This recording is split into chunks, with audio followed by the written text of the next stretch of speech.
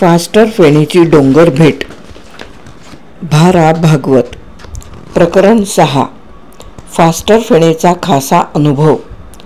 थकडं त्या कपारीच्या पाठी येता का? थोडीच लोक जातात त्या गुहेमंदी. वांदरांचा त्रास लई असतो या. तो काळुंद्रा काटकोळा मुलगा म्हणाला. तेव्हा वांदराच्या त्रासाला कोण विचारतो रे? आम्ही सवाई वांद्र आहोत. अशा फुशारक्या मारीत बन्या आणि सुभाष त्याच्या मागोमाग गेले. कपारी आडच्या गुहेत कुबट वास येत होता. टॉर्चच्या प्रकाशात त्यांनी पाहिले तर आतला भिंतीचा खडक चांगला गुळगुळीत होता अन त्यावर बुद्धाच्या बैठ्या मूर्तीनी हत्तींच्या रांगा कोरलेल्या होत्या. ती सुंदर चित्रकला पाहून दोघे बाहेर आले आणि हातातले बिस्किट बन्या तोंडाकडे नेत आहे तोच हडकुळ्या खांद्यांना उचकारे बसले. कुणीतरी चक्क त्याच्या खांद्यावर बसून त्याचे बिस्किट हिसकावून घेत होते. थपडा मार मारून त्याला दूर करण्याचा बन्याने प्रयत्न केला तरी ते हटेना. बन्याने पाहिले तर दुसरीही माकडे तोंडाची किचकिच आणि डोळ्यांची मिचमिच करत आपल्याकडे हावरटपणे पाहताहेत. काय करावे ते न सुचून तो किंचित गोंधळला. पण सुभाषने तेवढ्यात एक युक्ती केली म्हणून बरे झाले. त्याने स्वतः जवळचा बिस्किटांचा पुडा दूर फेकला. लगेच माकडांची झुंबड त्याच्यावर तुटून पडली आणि बन्याला कवटाळणारे माकडही किचकचत तिकडेच धावले. तिकडे माकडांची मारामारी सुरू झालेली पाहून बनेश उर्फ फास्टर फेणेला हायसे वाटले अन तो उलट दिशेला पळत सुटला. सुभाष देसाईनेही त्याला लवकरच गाठले. वाटाड्या पोरगाही त्यांना येऊन मिळाला. सुट्टीतही पायपीट म्हणून या दोन मित्रांनी ही डोंगरावरची सहल काढली होती आणि इथून हिंडताना ते गुप्त लेणे दाखवायला सुदैवाने त्यांच्याच वयाचा एक डोंगरी वाटाड्या त्यांना लाभला होता. हुश्य, दमलो बुवा आपण, पाणी काढ सुभाष, असे म्हणत बन्याने झाडाच्या प्रशस्त बुंद्यावर बैठक मारली. सकाळपासून या टेकडीवरच्या रानातून ते वणवण भटकले होते. त्यामुळे त्यांना आता थकवा आला होता. सुभाषने वॉटर बॅग खोलायला घेतली, पण जरा हलवून पाहताच ती रिकामी असल्याचे त्याच्या ध्यानात आले. दोघांनी एकमेकांकडे पाहत तोंडे वेंगाडली. ताण लागली काय र? त्यांच्या कानांवर किरटे शब्द पडले. बाळानो घ्या, मोप पाणी हाय माझ्या घागरीमंदी.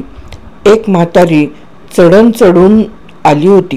तिने डोक्यावरची कळशी उतरवली. सुभाषने आणि बन्याने आपापला प्लास्टिकचा ग्लास पुढे केला. तेव्हा तिने त्यात भरभरून पाणी ओतले. पण सुभाषने नाक मुरडत आपला ग्लास उपडा केला तेव्हा ती आश्चर्याने त्याच्याकडे पाहू लागली.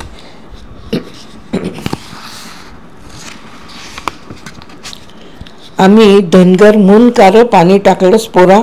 नाही, तो घाईघाईने म्हणाला आणि बन्याच्या कानाला लागून कुजबुजला. पाणी ओतताना तिने कळशीत हात घातला आणि तिचे हात फारसे स्वच्छ नाहीत बन्या. बन्याने तिच्याकडे पाहिले. ग्लास तोंडाला लावला अन घटाघटा पाणी पिऊन टाकले. अनिक हवं? म्हातारीने त्याच्याकडे आर्द्र नजरेने पाहत विचारले. तुम्ही मोठ्या घरची दिसता. तोंड सुकल्या ती तुमची. तुमच्या डबड्यात घ्या भरून छान. सुभाषने जरा नाखुशीनेच वॉटर बॅग पुढे केली.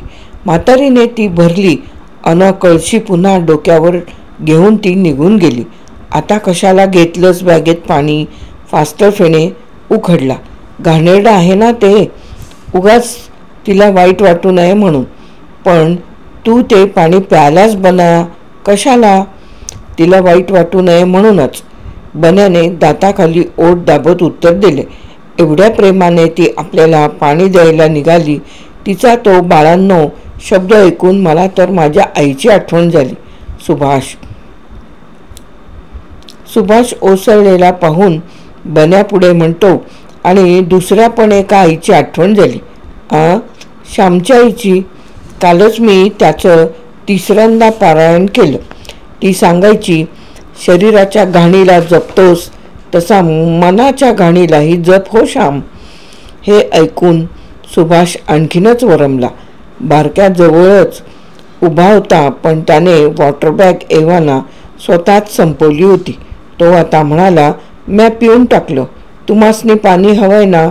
चिकार पाणी आहे खालच्या विहिरीत. मग आणखी वॉटर बॅग भरून. आम्ही जाम दमलो. बारकूने बॅग घेतली आणि तो निघाला. 10 पावले जातो न जातो तोच थबकला अन परत येत म्हणाला, नाही बा, आपण नाही आणीत, तुम्हीच आणा. का रे? हिरीवर माणसं दिसते ती गावातली, मला भरू देणार नाहीत ती पाणी. हकलत्याल, मला मारत्याल. का म्हणून? मी मार नव का म्हणून. ही जात आड येते. फास्टर फेणे डोळे वटारून त्याच्याकडे पाहत होता. तो आता ताडदिशी उभा राहून म्हणतो, असं आहे का? मग जाच तू. कशी जात आड येते ते पाहतो मी. बारक्या अजूनही गुटमळत होता. त्याला जोराने ढकलीत फास्टर फेणे म्हणाला, जा म्हणतो ना, आम्ही तुझ्या मागं आहोत. बावरलेला बारक्या लगबगीने वॉटर बॅग घेऊन निघाला. अजून आला नाही हा? झालं तरी काय? सुभाष उद्गारला.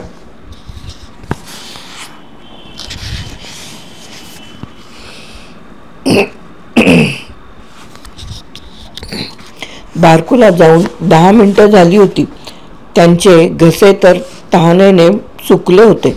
दोघेही उठले अन वाळकी पाने तुडवीत ज्या दिशेला बारकू गेला होता तिकडे निघाले. थोडे जातात न जातात तोच त्यांना गलका ऐकू आला. आणि मग टेकडीच्या पायथ्याशी त्यांना जे दृश्य दिसले ते पाहून दोघांनी गपकन आवंडे गिळले. मारामारी. बापरे, बारकूला मारतायत ते. खरोखरीच 3 दांडगे इसम बारकूला हवे तसे बदडत होते. खूप मोठी विहीर होती ती, आणि तिला पक्क्या दगडांचा कमरेपर्यंत उंचीचा काठ होता. गावासाठी सरकारने मुद्दाम बांधून दिलेली विहीर असावी ही. विहिरीला उत्तमपैकी रहाट असून रहाटाच्या कण्याभोवती 2 जाडजूड कासरे गुंडाळलेले होते. त्यापैकी एका दोरीला बांधलेली बादली उपडी झालेली होती. बारकूने पाणी काढण्याचा प्रयत्न केला असणार. त्याचे प्रायश्चित्त त्याला आता मिळत होते. बारकू किंचाळत होता, पण त्याचे ऐकतो कोण? 2 मोठ्या गुंडांनी त्याला अखेर खाली पाडले. त्याची गठडी वळली आणि ती हातात धरून दोघे विहिरीच्या काठावर ओढवले. तो प्रकार पाहून फास्टर फेणेला चटकाच बसला. तो ओरडला, अहो, काय करताय तुम्ही हे? पण त्याचे वाक्य पुरे होण्याच्या आधीच बारकूची मोटकुळी विहिरीत पडली होती. बन्याची आरोळी त्यांच्या कानावर अस्पष्टपणे पडली असावी, कारण दोघेही चमकून मागे वळले. झाडीतली ही मुले त्यांना दिसली नाहीत, पण कुणीतरी आपले दुष्कृत्य पाहिले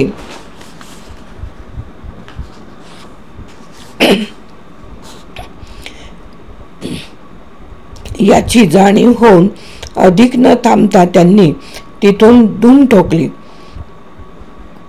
एक 15-16 वर्षाचा मुलगा मात्र अजून विहिरीवर थांबला असून यांच्याकडे आता वळून पाहत होता.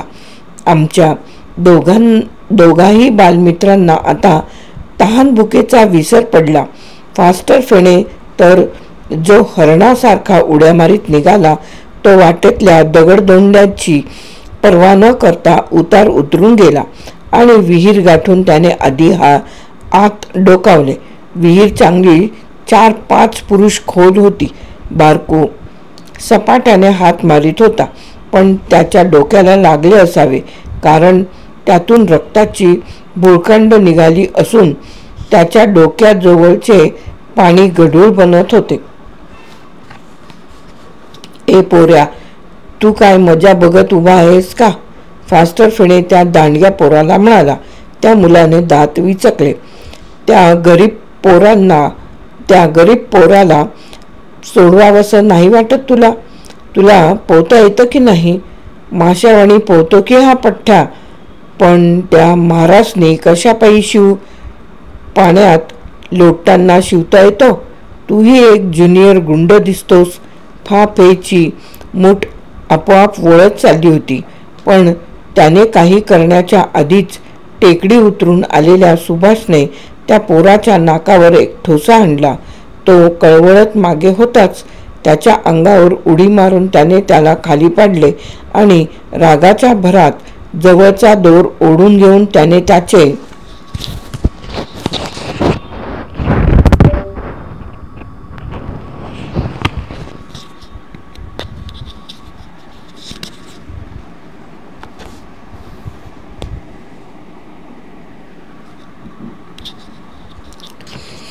हातपाय बांधून टाकले. इतक्यात विहिरीतून किंकाळी उठली. दादानू, मला सोडवा, माझा दम चाललाय. बन्या पुन्हा विहिरीवर वाकला. घाबरू नकोस बारक्या, तो ओरडला. मी दोरी सोडतो. पण बारकूने जोरजोराने मान हलवली अन त्याचे डोके पाण्याखाली गेले.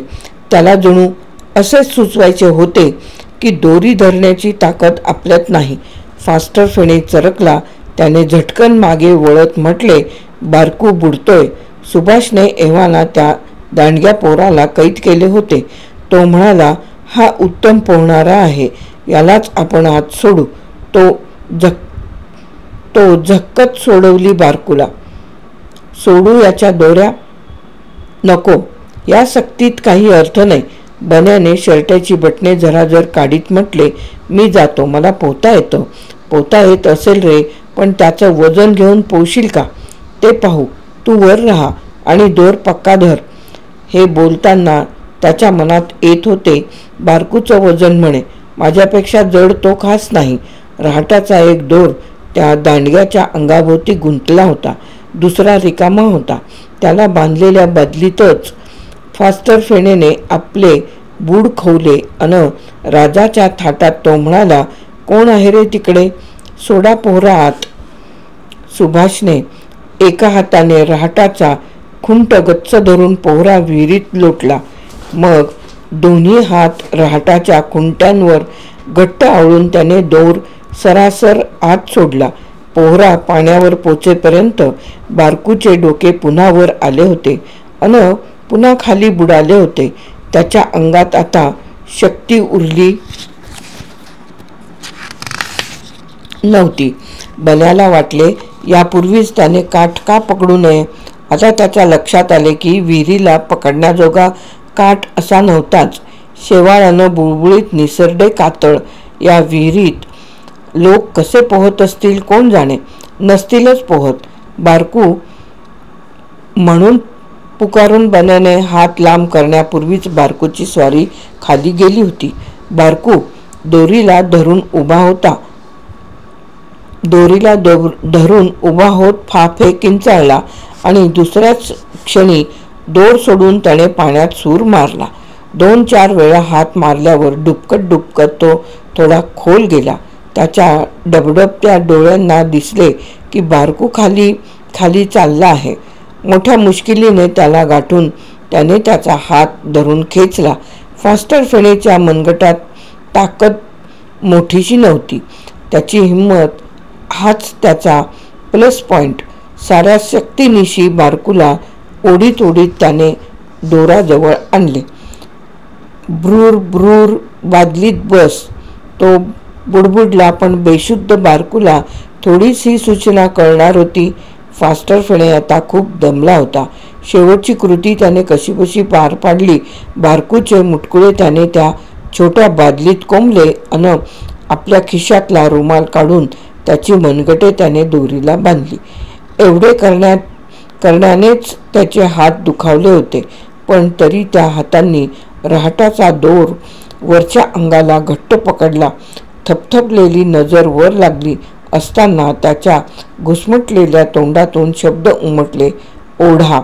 तिकडे सुभाषने दोर वर ओढण्याचा प्रयत्न चालवला, पण त्याची शक्ती अपुरी पडली. तो घाबरला. कुणाला मदतीला बोलवावे तर अर्ध्या मैलाच्या परिसरात कोणी नव्हते. फक्त फक्त तो होता. हातपाय बांधलेला तो अर्धान पोरगा जवळ पडला होता. ए, मला मदत कर, चल ये. त्या पोराने स्तिमित दृष्टीने त्या मुलांचे बहादूर उद्योग पाहिले होते. माझी तयारी आहे, तो म्हणाला. पण तूच मला कैद केलं आहेस ना. त्याने आपली गठडी सुभाषपर्यंत घरंगळत नेण्याचा प्रकल्प केला, पण त्याला ते जमेना. थांब, म्हणून सुभाषने हातातला दोर रहाटाच्या कण्यावरून खाली उभ्या खांबाला बांधला आणि एका उडीत त्या दांडगोबाला गाठून त्याला मोकळे केले. दांडगोबा आता निवळला होता. तो सुभाषच्या मदतीला आला आणि दोघांनी मिळून रहाट फिरवून पोहरावर आणला. पण दोन पोरांनी दोर धरलेला, त्यामुळे तो कडमडत वर आला आणि येता जाता बन्याचे डोके एका कपारीवर आपटून चांगलीच खोक पडली. पोहरा आपल्या मुक्कामावर पोचेपर्यंत दोर नि बादली दोन्ही रक्तरंजित बनली होती आणि तिला लटकणारे दोन्ही मानवी नग बेशुद्धावस्थेत होते. मी कुठे आहे?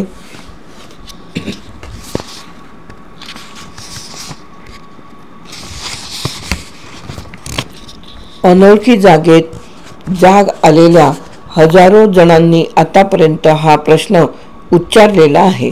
तोच आता फास्टर फेणेच्याही तोंडून बाहेर पडला. त्याला आश्चर्य वाटणे साहजिक होते, कारण त्याने पाहिले तर आपण एका कॉटवर पडलेला आहोत आणि एक गृहस्थ आपल्या पायाशी बसलेला असून आपल्याकडे अगदी टकलावून पाहतो आहे. जणू हा मुलगा केव्हा डोळे उघडतो असे त्याला झाले आहे. त्याच्या अंगात शुभ्र खादीची पैरण होती, वर बदामी रंगाचे जॅकेट, डोक्यावर गांधी टोपी. मध्यम वयीन आहे की तरुण आहे हे सांगता आले नसते. डोक्यातून बारीकशी सणक निघाल्यासारखी वाटली, म्हणून बन्याने डोक्याकडे हात नेला. तो त्या तरुणाने स्मित करीत वरच्या वर धरला, पण त्यापूर्वीच बन्याच्या लक्षात आले होते की आपल्या कपाळाला पट्टी बांधलेली आहे. बन्याने त्या तरुणाकडे पाहिले. त्याचा चेहरा काळा सावळा पण विलक्षण तेजस्वी होता. त्याच्या काळ्याभोर नेत्रांत प्रेम साठून राहिले आहे आणि ते डोळे आपल्या डोळ्यांशी बोलतायत असा काहीतरी त्याला भास झाला. बरं वाटतं ना आता? त्याने मृदू स्वरात विचारले. ते बघ, डॉक्टर येत आहेत. ते म्हणतात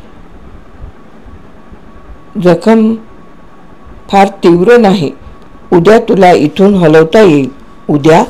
पण पण पण बिन काही नाही. हातातल्या रुमालाने बन्याचे गालतोंड हळुवारपणे टिपून त्याने रुमाल त्याच्या गळ्यापाशी ठेवला. तू नि तुझा मित्र सुभाष इथे दवाखान्यात राहा. मला मात्र आता गेलं पाहिजे. गेलं पाहिजे म्हणजे मी कधी तुम्हाला धरून ठेवलंय? मी तुम्हाला ओळखत सुद्धा नाही आणि तरी कुठं तरी तुम्हाला पाहिल्यासारखं वाटतंय. तुझ्यासारखी 40 मुलं माझ्याबरोबर आहेत आणि गाडीची अगदी वेळ झालेली आहे. पुण्याला मी तुमच्या शाळेत कळवीन.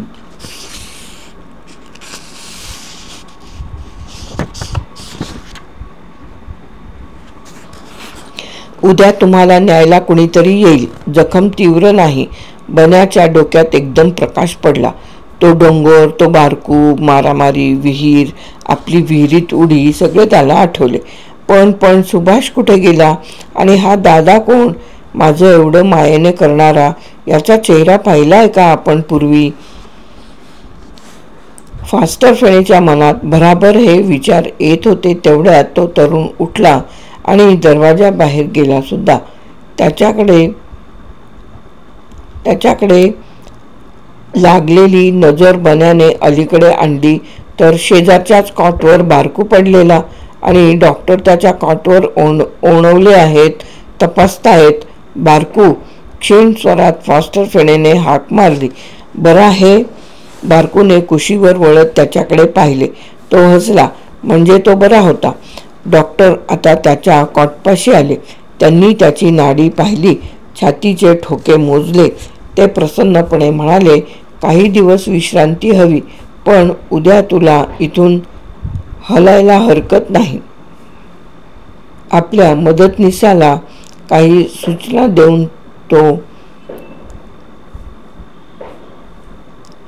देऊन ते निघून गेले. सुभाष देसाई आज कुठेतरी गेला होता. तो आता बन्याजवळ आला. सुभाष, तू कुठे होतास? ते कोण रे गांधी टोपीवाले? किती छान वाटले मला ते. मला इथे कुणी आणलं? त्यांनीच, सुभाष म्हणाला. खानदेशातले एक शिक्षक आहेत. 40 मुलांना घेऊन ट्रिपवर आलेत. तू नि बारकू बेशुद्ध पडलात. तेव्हा मी त्या दांडग्या मुलाला, आता तो तसा दांडगा नाहीये बरं का, आपला मित्र झालाय तो, त्याला मी गावात मदत मिळवायला पाठवलं तर त्याला वाटेत हे मास्तर भेटले. हेच मग त्याच्याबरोबर विहिरीवर आले आणि आम्ही तुम्हाला दोघांना उचलून गावातल्या या दवाखान्यात आणलं. बरं वाटतंय ना आता बन्या? हो, पण त्या सरांचं नाव? ते मीही नाही विचारलं. आणि असे रे कसे ते सुभाष? आपला रुमाल इथेच विसरून गेले. रुमालावर नाव असेल बघ बरं.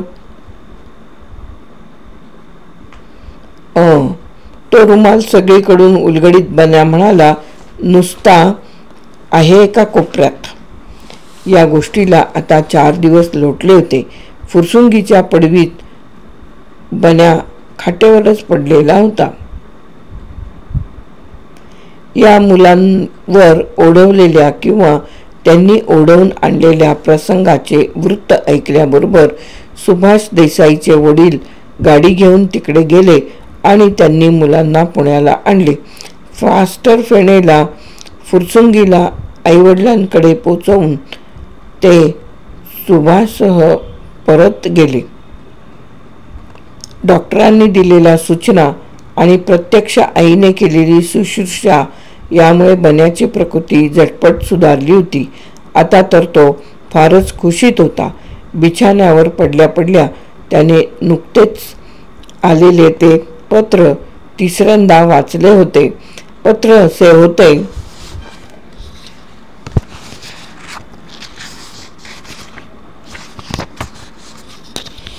मी कोण? कपाळात काही सणक मारते का? तुझ्या आवडीच्या भाषेत सांगायचे तर मी आहे 40 चोरांचा अलीबाबा किंवा पोरांचा म्हण. तू एक धडपडणारा मुलगा, पण तुझ्या चळवळ्या देहाची शुद्ध गेली तेव्हा दवाखान्यापर्यंत तुला पोचवायला माझेही हात लागले होते. म्हटलं, तुझ्या मित्राकडून तुझे नाव बन्या एवढेच कळले. नंतर सबंध नाव कळले. भांबावलो, पण त्याचबरोबर उलगडाही झाला तुझ्या एकंदर कृतींचा. तुझे अलीकडचे पराक्रम मी ऐकले होते.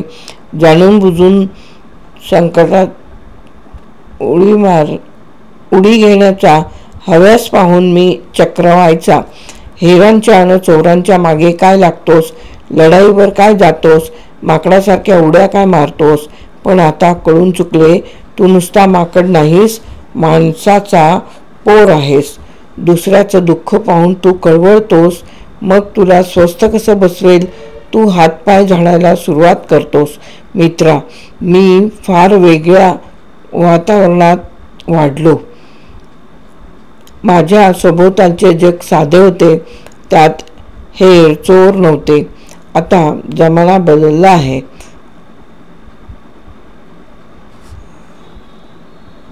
माझ्याभोवती देव चालायचे, देश चालायचे.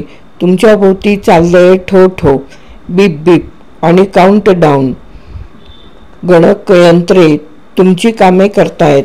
अग्निबाण तुम्हाला नव्या जगात न्यायला सज्ज आहेत. नवी सृष्टी विज्ञानाकरवी तुम्ही निर्माण करता आहात. फार काय करा, पण असलेली सृष्टी खराब होते आहे. तुमचे जग स्वतंत्र आहे, पण ते भ्रष्टही आहे. तुझ्यासारख्या पोरांनी क्षणोक्षणी आपल्या बाळकुड्या मोठी वळाव्यात असेच हे जग आहे. तू साहसे करतोस तशी प्रत्येक मुलाला कधी ना कधी करावीशी वाटतात. अरे, मला का तसे वाटलेले नाही? पुष्कळदा वाटले आहे हो. मी तुझ्या एवढा असतानाच नाही का माझ्या माणकताईला छळणाऱ्या दुष्ट नवऱ्याच्या नाकावर मला दगड मारावासा वाटला. पण आज मला तुझ्याबद्दल जवळीक वाटली, कारण तू जे बघितलेस ते मी देखील बघितलेले आहे. तू आज संतप्त होऊन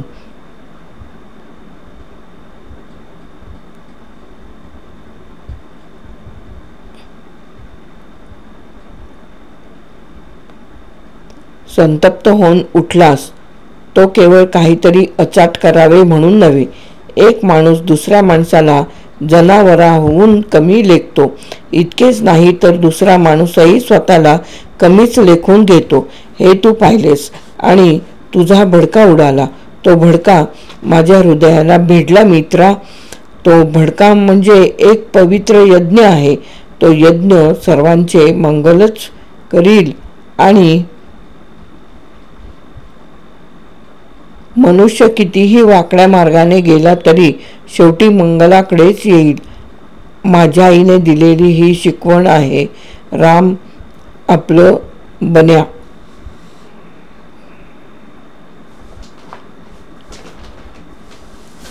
श्याम.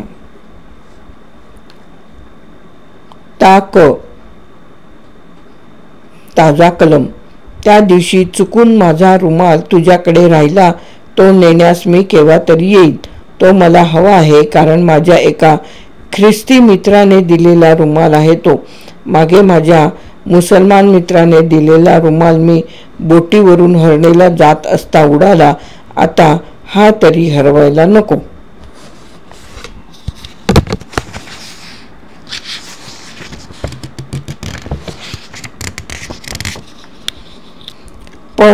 पण माझे मित्र मला नेहमी रुमाल का भेट देतात रे?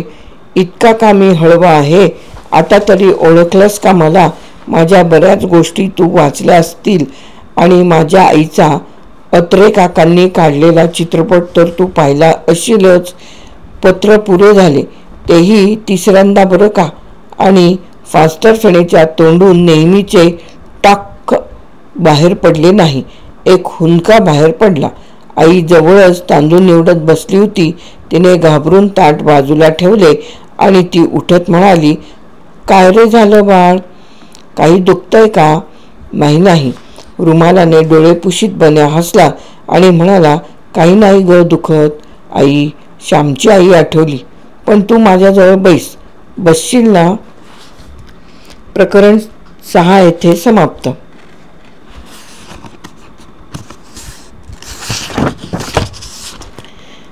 फुरसुंगीचा हा पुणेकर मुलगा अजूनही आगे बढतोच आहे. दऱ्या डोंगरातून अन भारताच्या नंदनवनातून हिंडतो आहे. चक्रीवादळात घुमतो आहे.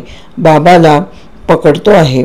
युक्तीने, अर्थात या किडकिडीत पोरात शक्ती कुठली असायला, चिंपांझीचे चाळे सोसून त्याच्या मागे धावतो आहे. डिटेक्टिव्हगिरी करतो आहे. नेफा आघाडीवर त्याने पॅराशूटमधून उडी घेतली आणि तिथे शत्रूचा रणगाडा उलटला. माय, हे कसं शक्य आहे? आमची भारतीय सेना शिस्तीसाठी आणि शौर्यासाठी साऱ्या जगात नावाजलेली. तिच्या जवानांनी त्याचे हे चाळे कसे सहन केले? असा सेनाधिकाऱ्याला शोभणारा भलता सवाल करू नका. आणि कलंडलेला रणगाडा उलथण्याचं काम एक करंगळी करू शकते. फाफे श्रीकृष्ण नाही, किंवा राक्षस नाही, किंवा सुपरमॅन नाही. पानशेतच्या पुरातही पठ्ठ्या पोहला. हा सगळा इतिहास त्याने केला कसा, असंही विचारू नका. फास्टर फेणे एव्हरग्रीन आहे. कुमार मनाच्या साहसप्रियतेचं तो प्रतीक आहे, जे प्रत्येक शहाण्या मुलाला, शूर मुलाला करावंसं वाटतं, पण करण्याची संधी मिळत नाही. ते हा करतो, कारण संधी याच्याकडे चालून येते. तो ज्या वाटेने जातो तिथे त्याला सलामी देण्यासाठी दुतर्फा संकट हरीने उभी असतात. त्याला तो काय करणार? फास्टर फेणेच्या नावातच एक इंग्रजी शब्द गुंफलेला आहे. म्हणून म्हणा किंवा त्याच्या जनकाला अनुवाद करण्याचा छंद जडला होता म्हणून म्हणा, बिचाऱ्या फाफेवरही सहजच त्या परदेशीपणाचा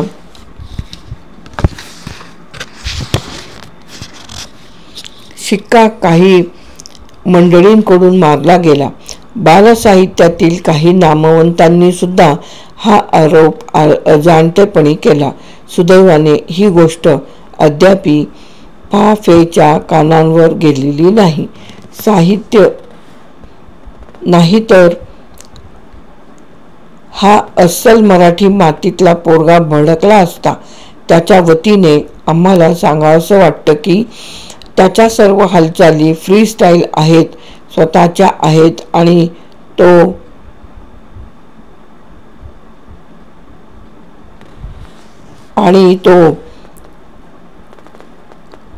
बुद्धिबळपट त्याने चौकड्यांच्या शर्ट रूपाने अंगावर पहिनला आहे तो त्याचा स्वतःचा आहे, इम्पोर्टेड नाही. मराठीतल्या बहुतेक सर्व बालनियतकालिकांची निवृत्तपत्रांशी फास्टर फेणेने गट्टी केली. कुमार, किशोर, आनंद, बालवाडी, टॉनिक, सकाळ, केसरी, मराठवाडा, महाराष्ट्र टाइम्स, साधना या साऱ्यांनी आणि संडे टाइम्स, टिंकल या इंग्रजींनी, धर्मयुग या हिंदींनी, शिशुरंजन या गुजराती साप्ताहिकांनी देखील त्याचे लाड केले. कधी त्याच्या सरळ शब्द गोष्टी सांगून तर कधी त्याला चित्रपट्टीवर बसवून. कुमार मासिकाच्या तर तो 3-4 वर्ष सतत मानेवर बसला असूनही त्याने हुकाचूक केली नव्हती.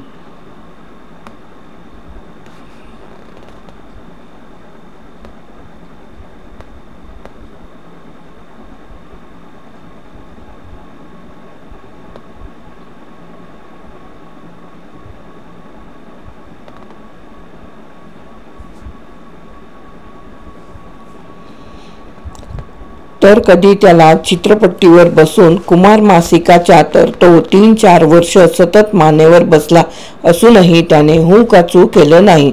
या सर्वांचं ऋण मानताना आमच्या मात्र डोळ्यांत पाणी येतं. टाक या पॉप्युलर पोराचा असाच उत्कर्ष हो. फास्टर फेणेची डोंगर भेट ही कथा येथे समाप्त.